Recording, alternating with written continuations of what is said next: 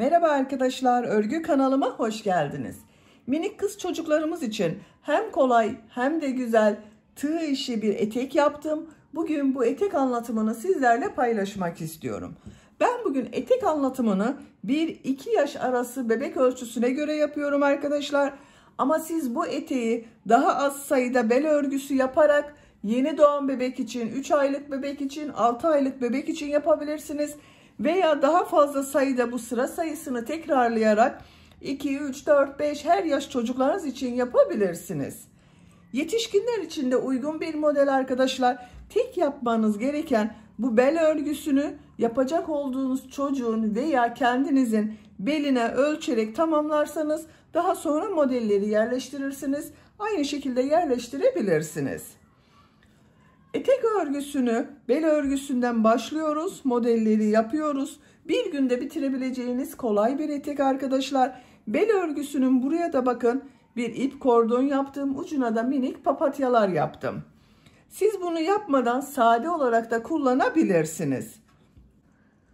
Bu güzel eteğimize takım yapmak isterseniz arkadaşlar bakın yine 1-2 yaş arası çocuk için güzel bir bolero takım yaptım. Bu şekilde. Bu da tığ işi yaptım arkadaşlar. Çok kolay ve güzel bir model. Bunlara takım olarak yine güzel bir saç bandı yaptım. Tığ işi arkadaşlar. Bu yaptığım bütün örgüler tığ işi. Bakın inci modelli saç bandı yaptım. Yine kız çocuklarımızın seveceği tarzda güzel papatyalı çanta yaptım bakın.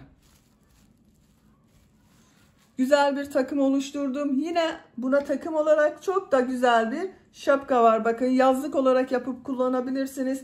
Kışın kullanabilirsiniz. Her mevsim uygun arkadaşlar bu modeller. Bu şapka anlatımını, çanta anlatımını, saç bandı anlatımını ve bolero anlatımlarını yaptım. YouTube kanalıma yükledim bunların videosunu, yapılışlarını arkadaşlar. Bunların olduğu YouTube linklerini izlediğiniz bu etek videosunun açıklama bölümüne ekliyorum. Siz o linklere tıklarsanız bunun gibi güzel takım yapabilirsiniz. İstediğinizi yapabilirsiniz arkadaşlar. Sadece saç bandı yapabilirsiniz, çanta yapabilirsiniz veya sadece bolero etek takımı yapabilirsiniz. Biz bugün bu güzel etek örgüsünü yapacağız arkadaşlar. Etek örgüsünde iplik olarak 100 gram iplik, 320 metre yazan bu iplikten bir adet iplik kullandım arkadaşlar. Ben bugün bu ipliği kullandım. Siz bu etek örgüsünde istediğiniz marka iplik ve renkleri kullanarak yapabilirsiniz. Pembe renkle de çok güzel oluyor. Lila rengi yaptım. Onunla da çok güzel oluyor. Beyaz renk iplik olarak çok az kullandım. Bakın arkadaşlar. Bu şekilde bir beyaz iplik. Yeşil iplik olarak da bakın burada yeşil iplik kullandım. İp kordonda. Bu yeşil ipliği de istediğiniz renk tonlarıyla yapabilirsiniz. Tığ olarak 5 numara 3 milimetre tığ kullandım. Elimin sıklığına göre bu tığı kullandım. Yumuşak bir örgü elde ettim arkadaşlar. Sizin eliniz sıkıysa yaptığınız örgü hem sert olur hem yaptığınız ölçü benim yaptığım ölçüden küçük olur. Eliniz sıkıysa 3,5-4 milimetre tığları kullanmanızı tavsiye ederim. Bu ip kordonun ucuna yaptığım bu papatyaların anlatımlarını da yaptım. Bunların da YouTube kanalımda açıklaması var arkadaşlar. Bu papatyanın olduğu YouTube linkini de izlediğiniz bu etek videosunun açıklama bölümüne ekliyorum.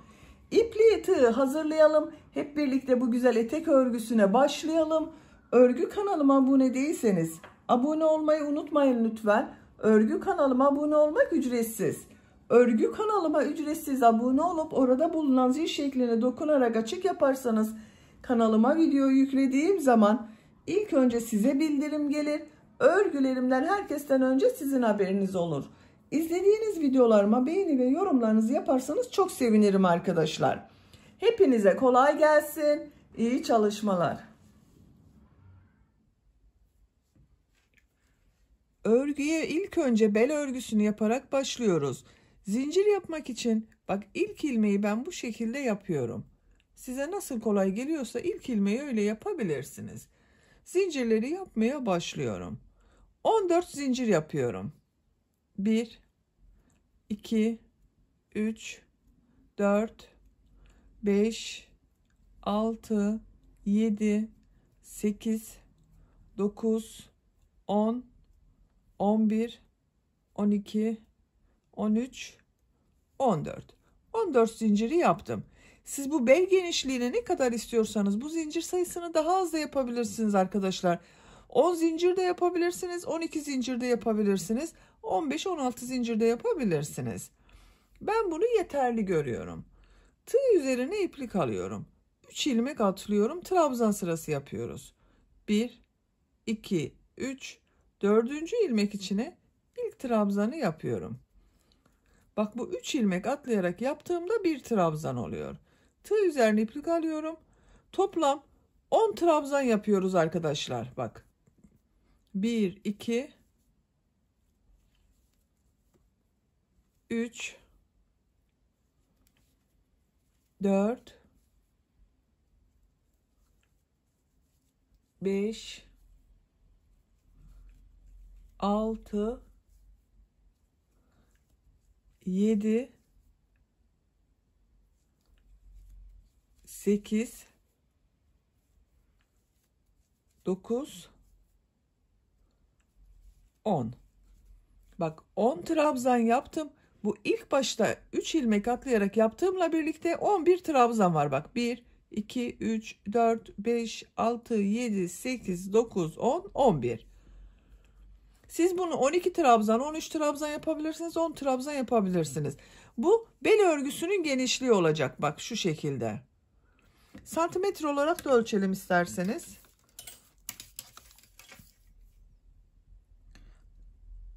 4 santimetre genişlik var. Benim yapacağım için bu 4 santimetre yeterli. 3 zincir yapıyorum. 1, 2, 3. Örgüyü çeviriyorum. Tığ üzerine iplik alıyorum. Bak bu sırada trabzanların üzerine yapmayacağız arkadaşlar. Yine trabzan yapacağız. Bak burada 2 ilmek görünüyor bak. 1, 2, 1, 2. Bu diğer tarafta görünen ilmekten alarak trabzan yapacağız. Bak bu ilk ilmeği atlıyorum. Bu 3 zincir yaptık zaten, bu bir trabzan oluyor. Bak ikinci ilmeği şu şekilde alıyorum. Trabzan yapıyorum. Bak bu da bir trabzan, 2 oldu. 3. Bak şu şekilde. 2 ilmekten ikincisini alıyorum. Diğer tarafta olunan ilmeği. Trabzan yapıyorum. 2 defa da çıkardığım trabzanı yapıyorum.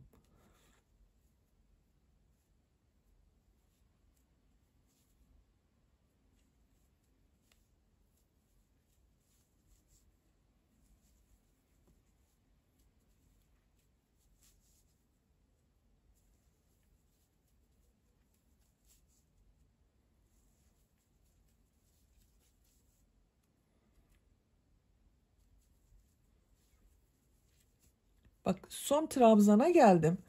Tığ üzerine iplik alıyorum. Bunu şu şekilde zincirin üzerine trabzan yapıyorum. Kaç trabzan olduğunu sayalım bak.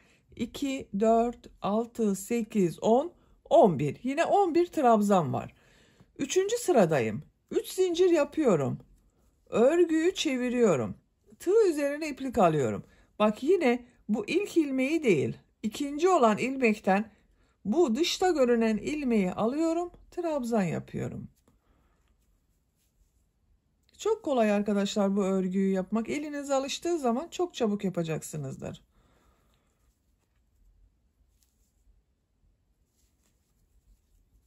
Bak tekrar ediyorum. Şu şekilde yapmıyorum. Burada görünen 2 ilmekten dışta görünen, dış tarafta görünen ilmeği alıyorum. Trabzan yapıyorum.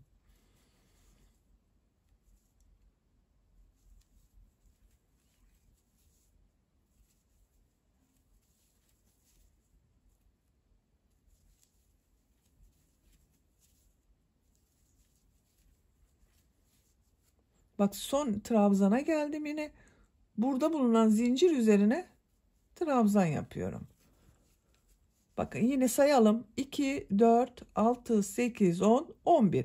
Bir sıra üzerinde 11 trabzan var. 4. sıradayım. 3 zincir yapıyorum. Örgüyü çeviriyorum. Bak bu ilk ilmeğe yaparsanız arttırma yaparsınız arkadaşlar. Bu ilk ilmek bu 3 zincir yaptığımız trabzan oluyor. İkinci ilmekten bak dış tarafta bulunan ilmeği alıyorum. Trabzan yapıyorum. Bak diğer ilmeklerden de aynı şekilde dış tarafta bulunan ilmeklerden alıyorum.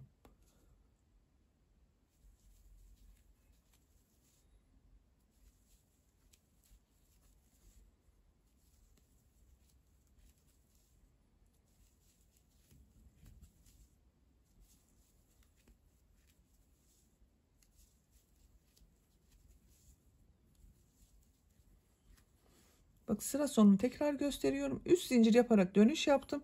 Son zincirin üzerine trabzan yapıyorum. Boşluktan alarak da yapabilirsiniz onu. Yine bak bu bir sıra üzerinde 11 trabzan var. Diğer tarafın görüntüsü bak böyle iki tarafta aynı oluyor. Bu örgü arkadaşlar yapacak olduğunuz çocuğun veya kişinin, yetişkinler için de yapabilirsiniz. Bunu çocuklar için de yapabilirsiniz. Bel ölçüsüne göre istediğiniz kadar sıra sayısını tekrarlayarak tamamlayalım. Yapacağım ölçüye kadar bak ben bel örgüsünü tamamladım arkadaşlar. Bu şekilde bir şerit halinde yaptım.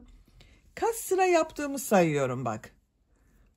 Şu şekilde bak 1, 2, 4, 6, 8, 10, 12, 14, 16, 18, 20, 22, 24, 26, 28, 30, 32, 34, 36, 38, 40, 42, 44, 46, 48, 50, 52, 54, 56, 58, 60 sıra oldu. Bu 60 sıranın kaç santimetre olduğunu ölçüyorum. Sizin elinizin sıklığına ve tığ numaranıza göre bu sayı değişir arkadaşlar, sıra sayısı. Bak ölçüyorum. 41 santimetre. Benim yapacağım ölçü için bu yeterli. Siz bunu 41 santimetre olasıya kadar kaç sıra oluyorsa yapabilirsiniz. Veya daha büyük veya daha küçük çocuklar için yapacaksanız istediğiniz kadar tekrarlayabilirsiniz. Bak ikiye katladığım zaman bu şekilde görüntüsü var. Şimdi bunu iki ucu birleştireceğiz.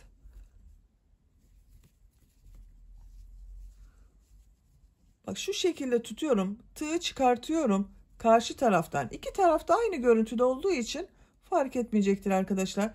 Bak bu ilk ilmeğe tığı takıyorum. İlmeği aldım. İçinden çekiyorum.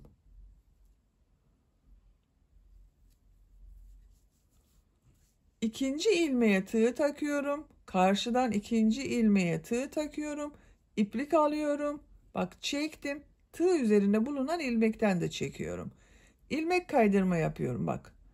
Diğer ilmeğe tığ taktım. Karşıda bulunan ilmeğe tığ taktım. Bak iki tarafı birleştiriyoruz. İplik aldım, çekiyorum.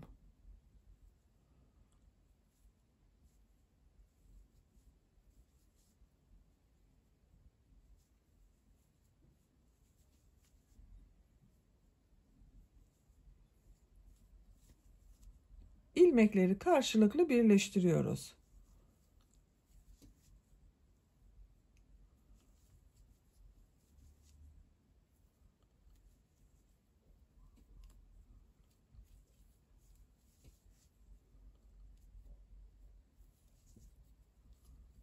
Bak son ilmeği birleştiriyorum. Karşıdan son ilmeğe tığ takıyorum. İplik aldım. İlmek kaydırma yaptım. Bak. Birleştirme yaptığım yerin görüntüsü böyle. Diğer tarafın bak görüntüsü de bu şekilde. Bakın. Böyle oldu arkadaşlar. Elastik bir görüntüsü var. Bak esniyor. Şimdi bunun çevresinden bir sıra sık iğne yapıyorum. Modeli başlamadan önce bir sıra sık iğne yapıyorum. Bak bir zincir yapıyorum. Bu trabzan dönüş yaptığımız yer var bak. Buraya 2 sık iğne yapıyorum. Diğer trabzan sırasına da 2 sık iğne yapıyorum. Her sıraya 2 sık iğne yapıyorum. Tam denk geliyor. Siz eliniz sıkıysa arada 3 de yapabilirsiniz arkadaşlar.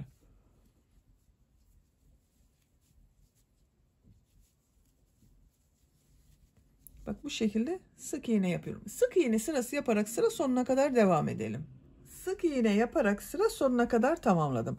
Bak her trabzan sırasına 2 sık iğne yaptım arkadaşlar. Görüntüsü böyle oldu. Son ilmek ile burada yaptığım ilk ilmeği ilmek kaydırma yaparak sırayı birleştiriyorum. Bakın. Şimdi model yerleştirmeye başlıyorum. 2 zincir yapıyorum. Tığ üzerine iplik alıyorum. Bak aynı ilmek üzerine bir trabzan yapıyorum.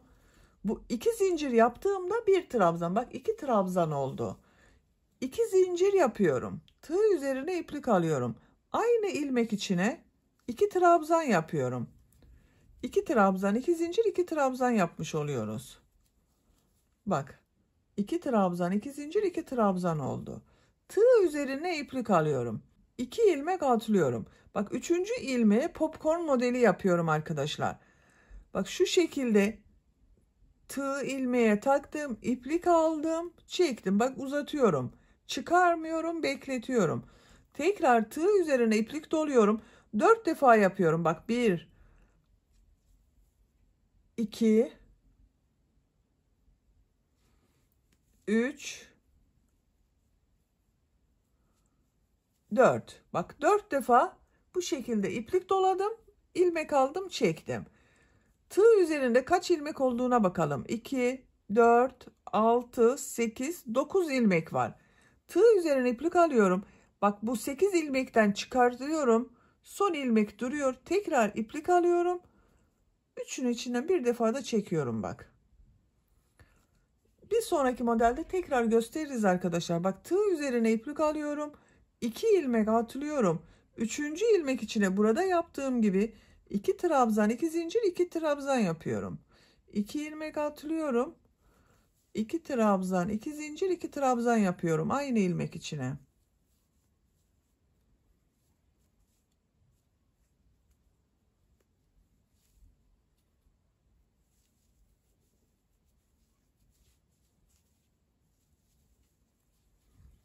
Bak 2 trabzan, 2 zincir, 2 trabzan yaptım. Şimdi popcorn modeli yapacağız. Tığ üzerine iplik alıyorum. 2 ilmek atlıyorum. Popcorn modeli için elimi takip ederseniz daha iyi anlaşılır arkadaşlar. Bak 2 ilmek atlıyorum. Tığ ilmeğe taktım. İplik aldım. Uzatıyorum. Bak tığ üzerinde 3 ilmek var. Bekletiyorum. Çıkarmıyorum. Tekrar tığ üzerine iplik doluyorum. İlmek aldım. Bak. Tığ üzerinde 5 ilmek var. 2 oldu. Tığ üzerine iplik alıyorum. İplik aldım. 3. Tekrar bak tığ üzerine iplik alıyorum. İlmek aldım. Çıkardım. 4 oldu. 4 defa yapıyoruz aynı işlemi. Şu şekilde içinden çektim. Bak. Bu şekilde oldu arkadaşlar. Tığ üzerine iplik alıyorum. 2 ilmek atlıyorum. 3. ilmeğe 2 trabzan, 2 zincir, 2 trabzan yapıyorum.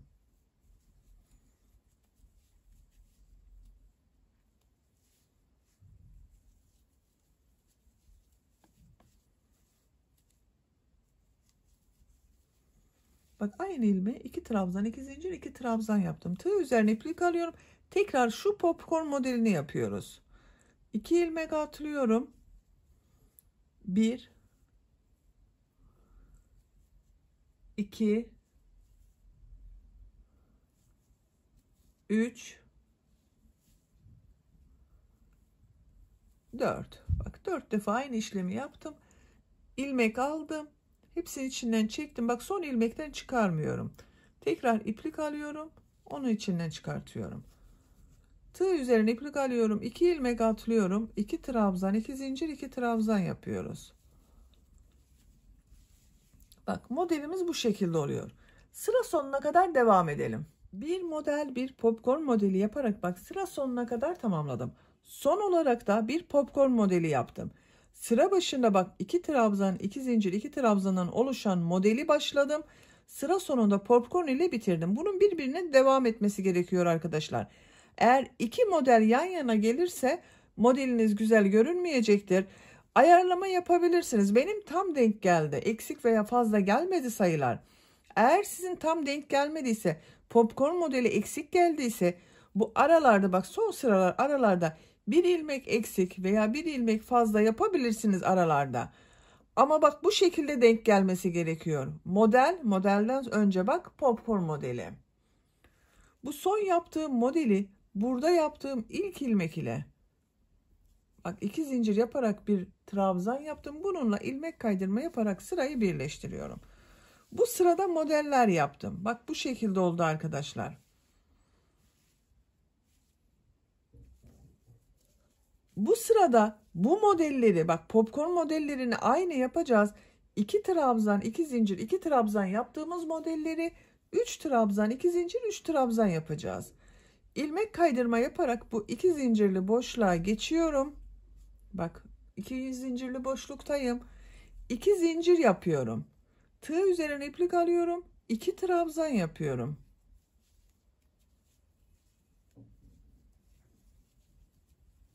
İki zincirle birlikte 3 trabzan oldu. 2 zincir yapıyorum. Aynı boşluk içine bak 2 zincir üzerine 3 trabzan yapıyorum.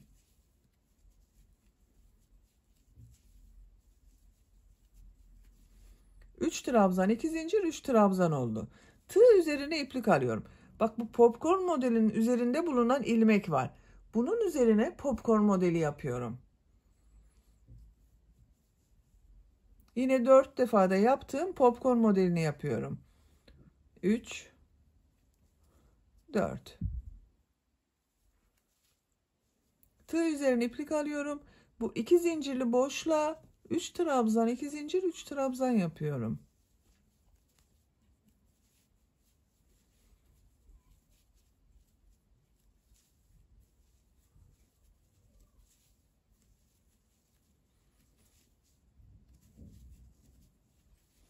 Bak 3 trabzan 2 zincir 3 trabzan oldu. Tığ üzerine iplik alıyorum. Bak bu popcorn modelin üzerinde bulunan ilmeğe popcorn modeli yapıyorum.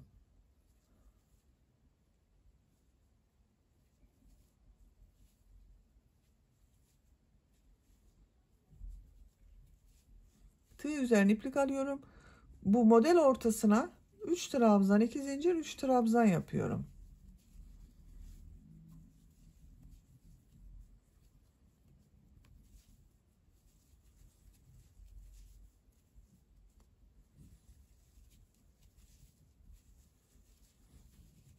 Bak bu şekilde oluyor. Sıra sonuna kadar devam edelim. Modelleri yaparak sıra sonuna kadar tamamladım. Son bak yine popcorn modeli yaptım arkadaşlar. Bu ilmek ile burada yaptığım bak 2 zincir yaparak yaptığım bir trabzan var. İlmek kaydırma yaparak sırayı birleştiriyorum.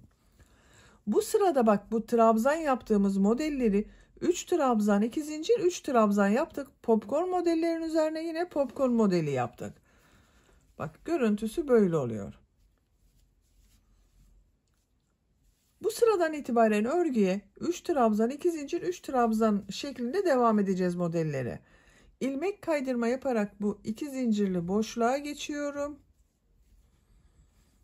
2 zincir yapıyorum. 2 trabzan yapıyorum. Bak 3 trabzan oldu. 2 zincir yapıyorum. 3 trabzan yapıyorum.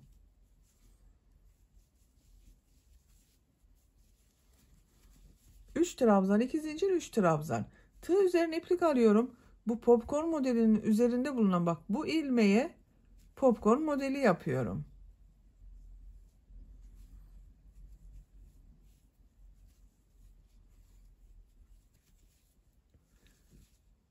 Model üzerine 3 trabzan 2 zincir 3 trabzan yapıyorum.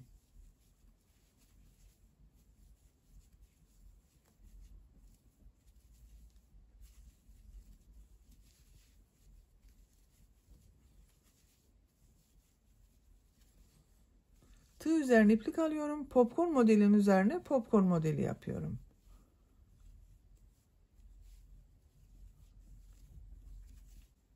Bak. 3 trabzan 2 zincir 3 trabzan yapıyoruz. Popcorn modellerin üzerine popcorn modeli yapıyoruz. Sıra sonuna kadar devam edelim. İlmek kaydırma yapalım. Bak birleştirelim. Buraya da ilmek kaydırma yapalım. Yine 3 trabzan 2 zincir 3 trabzan yapalım. Popcornların üzerine popcorn modeli yapalım. Etek örgüsü bu şekilde devam edecek arkadaşlar. Etek örgüsünü model sırasını tekrarlayarak 10 sıra yaptım. 1 2, 3, 4, 5, 6, 7, 8, 9, 10. Burada bitirmiyorum arkadaşlar. Bu sıradan itibaren bir sıra beyaz renk ile bir sırada sarı renkli iplik ile modelleri yapmaya devam ediyorum. Bakın sıra sonunda ilmek kaydırma yaparak sırayı birleştirdim, ipliği kestim. Beyaz renkli iplik ile şöyle bağlıyorum.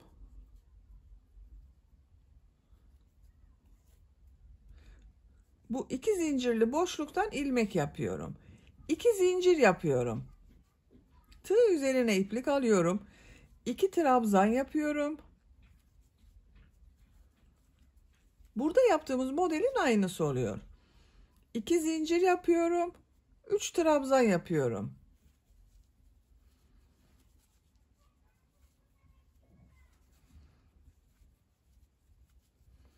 Bakın arkadaşlar, bu 2 zincir yaptığımızla birlikte 3 trabzan, 2 zincir, 3 trabzan oldu. Tığ üzerine iplik alıyorum. Popcorn modelinin üzerine popcorn modeli yapıyorum.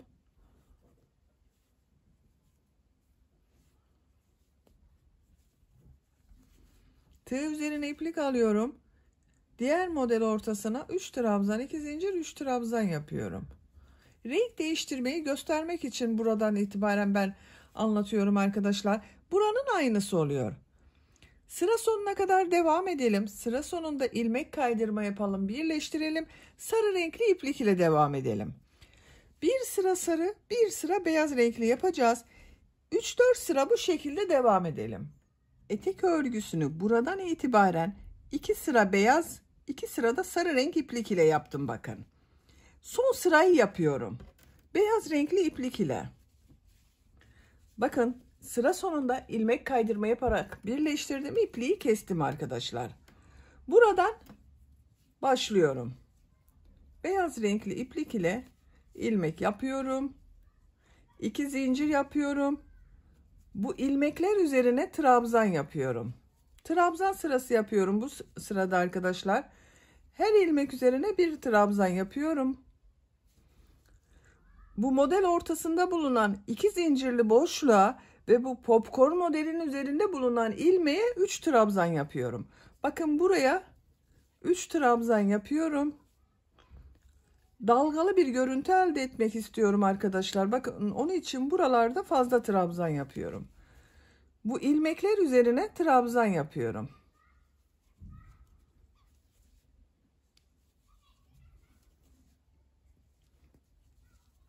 Bakın bunlara birer trabzan yaptım. Bu popcorn modelinin üzerinde bulunan ilmeğe 3 trabzan yapıyorum.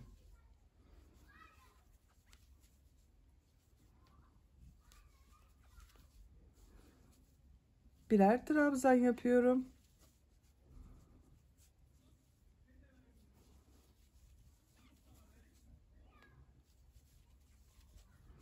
Bu 2 zincirli boşluğa 3 trabzan yapıyorum.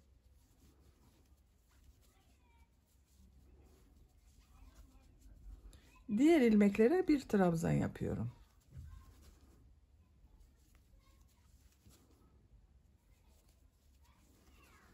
Bakın buraya da 3 trabzan yapıyorum.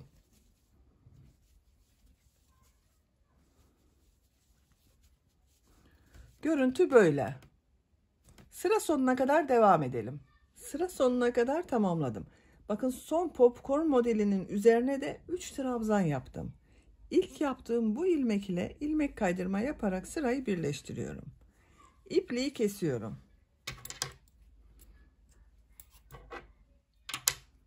Böylece etek örgüsünü bitirdim.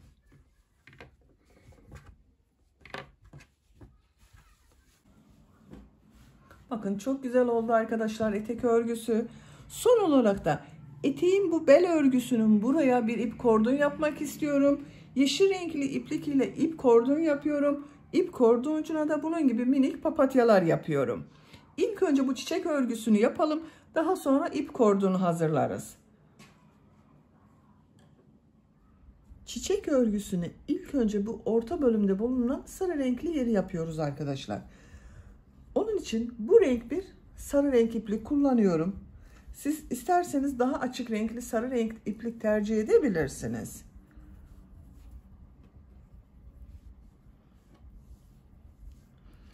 Sihirli halka yapıyorum. Bakın şu şekilde parmağımın üzerine doladım.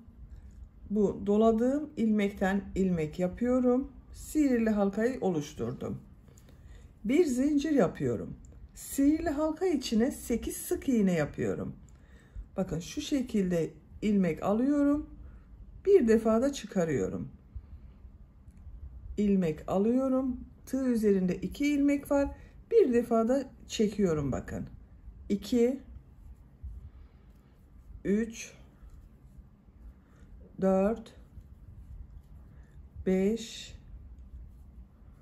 6 7 8 sık iğne yaptım. İplik ucunu çekiyorum. Bakın burayı birleştirdim. İlmek kaydırma yaparak birleştiriyorum. Bakın ilk yaptığım bu sık iğnenin üzerine tığ takıyorum. Bu ipliği de üste alıyorum. Bakın şu şekilde iplik aldım, çektim. Tığ üzerine bulunan ilmekten de çektim. İlmek kaydırma yaparak burayı birleştirdim. Bir zincir yapıyorum. Tekrar bu 8 ilmek üzerine birer defa sık iğne yapıyorum. 1 2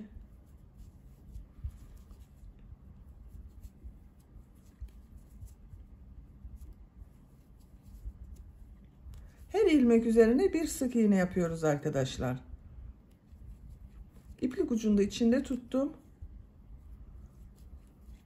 Bakın 8 sık iğneyi yaptım.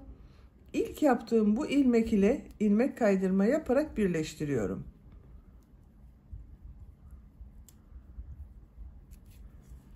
Arttırma yapmadığımız için bakın bu şekilde bir görüntü elde ettik. İpliği kesiyorum.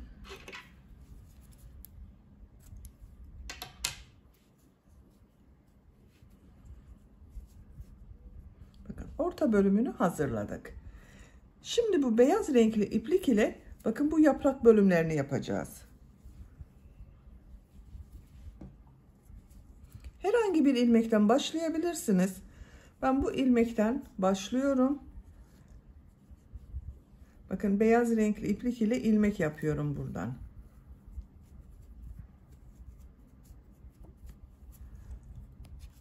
Bir zincir yaptım, sağlamlaştırdım.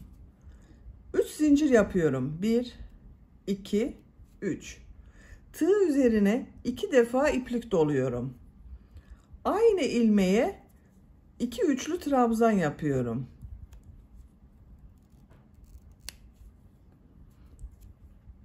1 2 3 defa da çıkardım bakın. Tekrar 2 defa iplik doluyorum. Üçlü trabzan yapıyorum. 2 üçlü trabzan yaptım. 3 zincir yapıyorum. Bu bakın aynı ilmek içine ilmek kaydırma yapıyorum. Şu iplik uçlarını kesiyorum.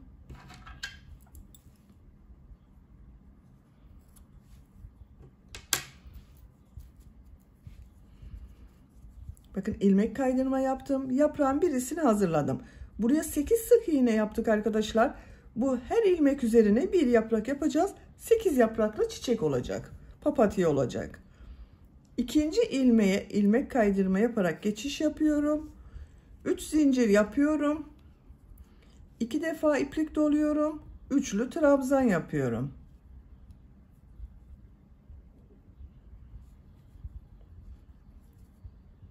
Aynı ilmeğe bir üçlü trabzan daha yapıyorum. 3 zincir yapıyorum. Aynı ilmeğe ilmek kaydırma yapıyorum.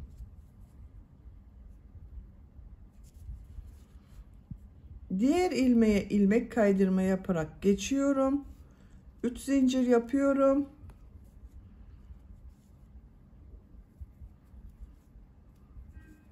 Üçlü trabzan yapıyorum.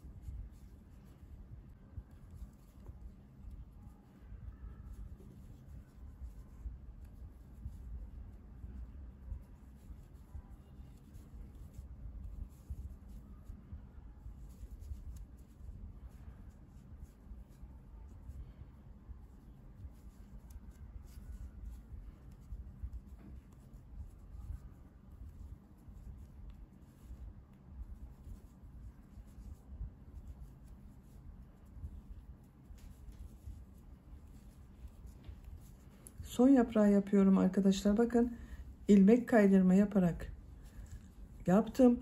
Bu ilk yaptığım yaprak ile bakın tekrar bir ilmek kaydırma yapıyorum. Bitiriyorum. İpliği kesiyorum. Bakın papatyamızı hazırladık.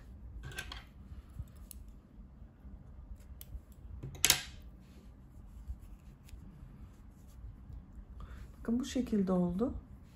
Çok güzel oldu. Bu çiçekten 2 tane yapacağız arkadaşlar. Bakın ben ikisini de hazırladım. Bu hazırladığım minik papatyalara ip kordon yapıyorum. Daha sonra bu etek örgümüze takacağız. Bu şekilde yeşil renkli bir iplik kullanıyorum. Çok kalın olmayan ince bir iplik. Onun için ben bunu 2 katlı yapıyorum bugün. İpliğin bir ucunu da içinden çıkardım arkadaşlar. 2 ucu birleştiriyorum. Buradan yeşil renkli bakın iplik ile ilmek yapıyorum.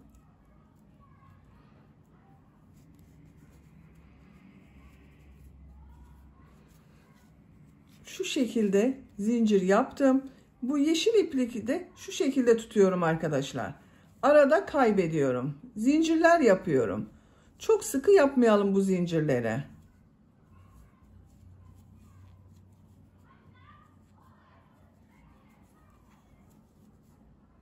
Zincirler yaparak devam edelim. Zincir örgüsünü tamamladım. Bu zincir örgüsü arkadaşlar yaptığınız eteğin belini ölçerek yapabilirsiniz. Bakın şu şekilde tutuyorum. Fiyonk da bağlayacağımız için bakın böyle bu uzunluk benim için yeterli. Siz bu uzunluğunu daha uzun veya daha kısa yapabilirsiniz. Kaç santimetre zincir yaptığımı ölçüyorum.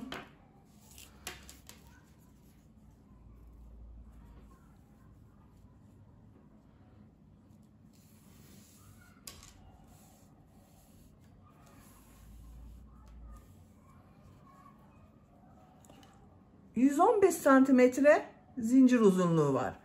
Benim tercihime göre bu yeterli arkadaşlar. Dediğim gibi siz daha uzun da yapabilirsiniz. Veya daha kısa yapabilirsiniz. Bu çiçek ile birleştirmeden önce bel örgüsünün buradan takacağız. İpliği şu şekilde bakın kesiyorum.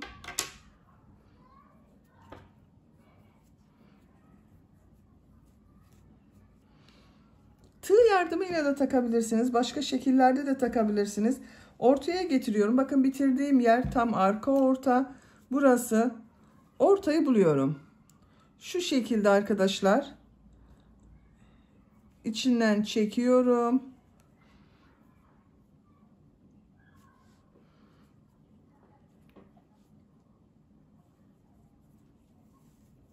Ben yaptığımız tığ ile çekiyorum.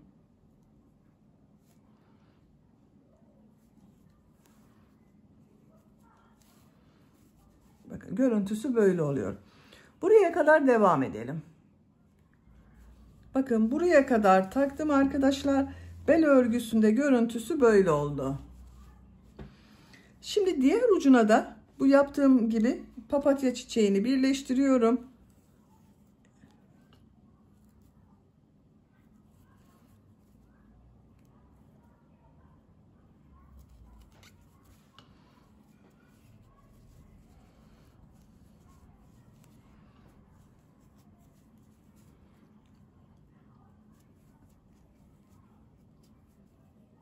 İlmek kaydırma yaptım.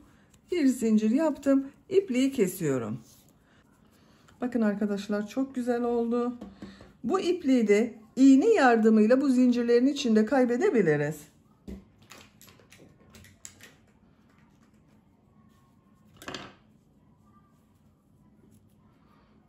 Bakın şu şekilde iğneye takıyorum. Tığ ile de çekebilirsiniz arkadaşlar.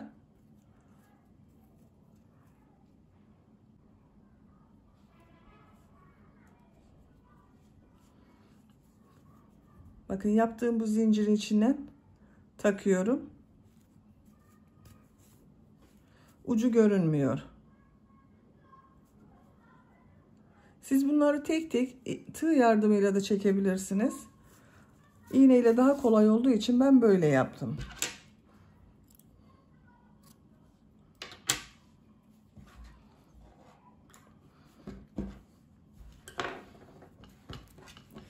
Çocuğun beline göre giydirdikten sonra bu ip kordonu ayarlayabiliriz.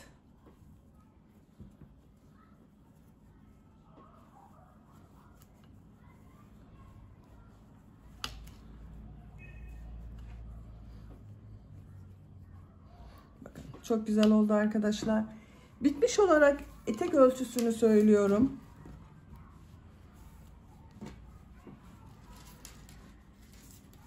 Bel örgüsünün buradan genişliği ölçüyorum. 24 santimetre. Yüksekliğini ölçüyorum. Bu yükseklik tercihinize göre siz daha uzun veya daha kısa yapabilirsiniz. 25 santimetre uzunluk var. Ben bugün 1 yaş için yaptım bu etek örgüsünü arkadaşlar.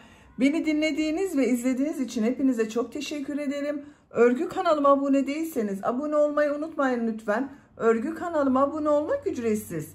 Örgü kanalıma ücretsiz abone olup orada bulunan zil şeklini dokunarak açık yaparsanız kanalıma video yüklediğim zaman ilk önce size bildirim gelir. Örgülerimden herkesten önce sizin haberiniz olur. Sizlerle yeni örgülerde görüşmek dileğiyle. Hoşça kalın, sevgiyle kalın.